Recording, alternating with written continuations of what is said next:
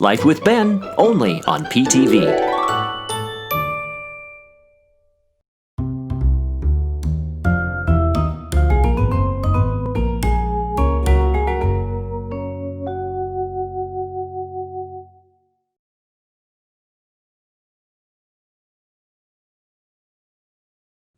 I just got home from running a bunch of errands with Sherry on Saturday.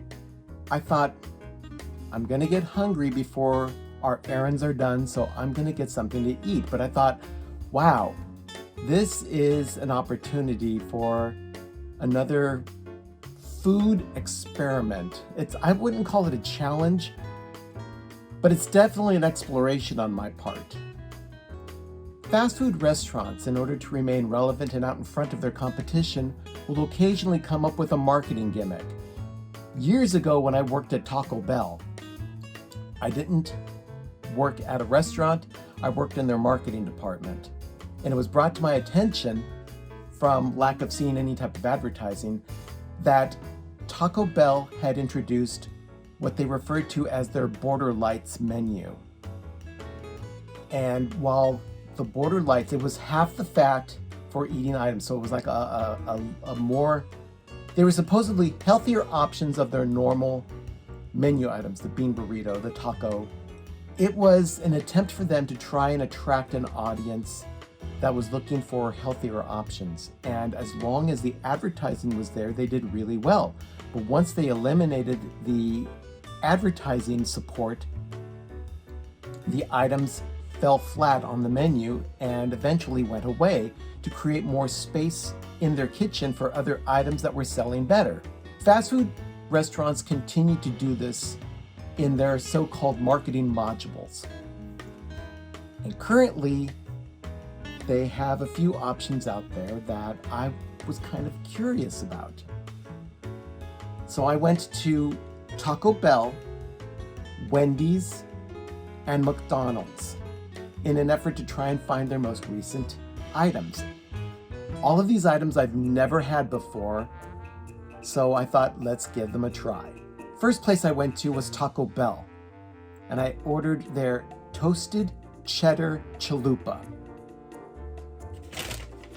I would show it to you, but it's probably better if I just use an image that I captured online, because let's face it, fast food places make these things look much, much better in their advertising than they do when they're actually created in their kitchens. This is a toasted cheddar chalupa. Sherry went through the drive-thru with me and said, fried bread, how good could that be? Well, we're about to find out. This looks like just a standard chalupa, which is a flat bread with their taco filling, a taco supreme. Let me give it a shot. It's about what I would expect. It's kind of greasy, but the Taco Bell flavor is there. I'm actually a real big fan of Taco Bell. Back when I was in college, it was one of those go-to places because the food was so cheap. They used to have like a 59, 79, and 99-cent menu. It's a real long time ago. Now you're lucky to find dollar items on any Taco Bell menu. This tastes about as exactly what I would expect out of it, but let me just confirm that. Yep, it's exactly what it was. Next up is Wendy's. I got I think it's called the Pub Bacon Cheeseburger. It's on a pretzel bun. And this is what it looks like in person. Not nearly as heinous as I thought it would be. I ordered it without pickle, so hopefully I'm satisfied by this, but I have my apprehensions, so let's give this a try. I ordered it without pickle, but it does have a Munster cheese, a beer cheese sauce, bacon, onion straws, and then the burger with the bun, the pretzel bun. I thought it was supposed to come with lettuce and tomato. I could be wrong, but let's give it another shot. It tastes like a Wendy's burger with just a pretzel bun. It's not a bad thing because Wendy's does have a really good burger as far as fast food goes. Of course, my choice is always In-N-Out Burger, but you can only get that on the West Coast and some places in the Southwest out to Texas, Colorado. Wendy's is all over the country. I'm sure people around the country have had this before, but I've never had this before, and it actually is not that bad a sandwich. I would take it over the toasted cheddar chalupa, let me tell you that. It's not as greasy. My last place that I went to was McDonald's to get something that, surprisingly, I've never ever tried before. The McRib. People have told me about this sandwich for years, and some places around the country have it more regularly than others. Being in Northern California, I don't recall this being on the marketing menu for quite a long time. Otherwise, I probably would have gone out and tried it. Fortunately for your pleasure, and probably not mine, it's on the menu again here in Northern California for a short time. It's definitely a marketing stunt, and to me, it already looks disgusting.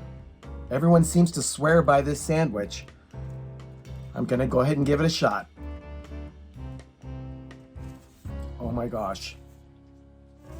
It actually does taste a little like ribs, but I think that has to do more with the barbecue sauce involved than the actual so-called meat that they put on this sandwich. Let me give it one more shot. Okay, I gotta say, I'm taking one for the team here, because while it is not necessarily that far too disgusting, it certainly isn't the best experience I've ever had on a sandwich from McDonald's. I can understand why people are kind of drawn to this, because it is a unique offering. I ordered it without pickles, because, come on, let's face it, I don't like pickles.